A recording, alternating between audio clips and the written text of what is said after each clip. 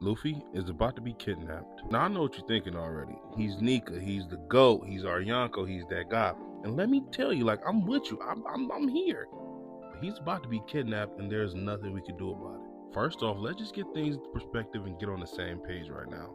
In the last chapter, Luffy stated himself that his attacks are having zero effect on Saturn and he's not even taking damage. This was to the point that Luffy actually tried to throw him away from the battlefield because he couldn't actually hurt him. Like, that's not even a Luffy type move. I'm not about to go out here and say that Saturn is stronger than Luffy because that's definitely cap. I believe Luffy is definitely stronger than Saturn, but he just has to figure out how to actually affect him and damage him, which at the time he doesn't know. Now we all know that Saturn and most likely the other girls, they have some type of weird healing factor that seems to negate any type of damage, and I mean it's straight up bonkers how it works, like almost instantaneous and seemingly any type of damage. I believe this would be tied to either their super strange devil fruit or maybe to Emu himself, as I really could see their power being an extension of his. That being said, Luffy has his hands filled with Saturn already because he can't figure out how to damage him. Now on top of that, add 4 other gorosei members and the fact that Luffy has 0 allies there to help him. Even for a guy as wild as Luffy, this is not a good situation to be in. It's pretty much the rooftop, but in reverse. Low key, this is probably how Kaido felt against the Scabbards, but I don't think Luffy is about to dog them how he did the Scabbards though. Like, I don't think so. There is the chance that someone could come there and help him, but I don't think it's likely. Yes, we do know the Giants are on the way to where Luffy and Sanji were, but I don't think they will be able to do anything really much against the gorosei. Yes, they're strong and they're powerful, and I mean they're very powerful, but I just think that the devil fruits that the gorosei have just might be a little too OP. Don't get me wrong though, I definitely feel like they can be of some assistance and really help Luffy out a bit, but at the end of the day, I don't think they're enough to stop all 5 gorosei members at once. Besides them, I can't see anyone else really coming to help Luffy. What Shanks gonna do, pop out their boat? Honestly, I would love for Dragon to pop out, but I feel like the chances of him coming to Egghead get slimmer and slimmer by each chapter, and it hurts.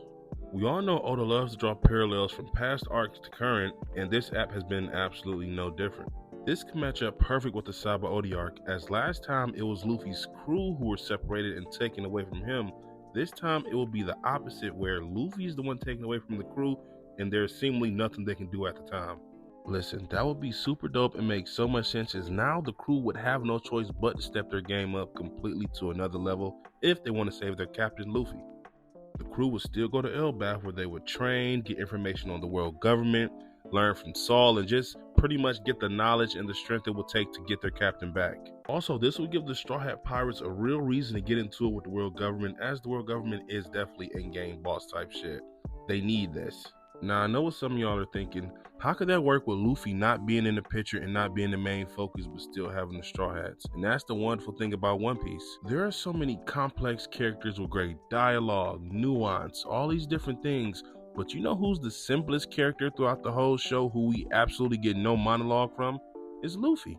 And like, that's the magic of it. Luffy doesn't have to be overcomplicated because we have everyone else around him pretty much handling that type of aspect of the series for him. Oda has written a story in such a way that it's so good that Luffy doesn't even have to be on panel for it to be good. Case in point, think about Egghead Island arc itself. We spent so much time away from actual Egghead and no one minded it. We had all these characters that are built up on their own, that have their own ideas, dreams, and goals, and things clash and things happening, and we never once thought, oh my god, I'm ready to go back to Egghead. No, it was interesting and it held its own. Now, imagine that, but we have our main cast of guys that we all care about and love, the Straw Hat Pirates. I truly do think this would be perfect for the crew, as this would allow them to grow into the pirates that they actually need to be when it comes time for the final war, as I don't think the team is completely ready. Yes, they are strong, smart, creative, and all that, but I don't think any of them are really ready for the caliber of fighters that we think we're going to come up against. Also, I think Oda could really do some great stuff with Luffy if he takes this route.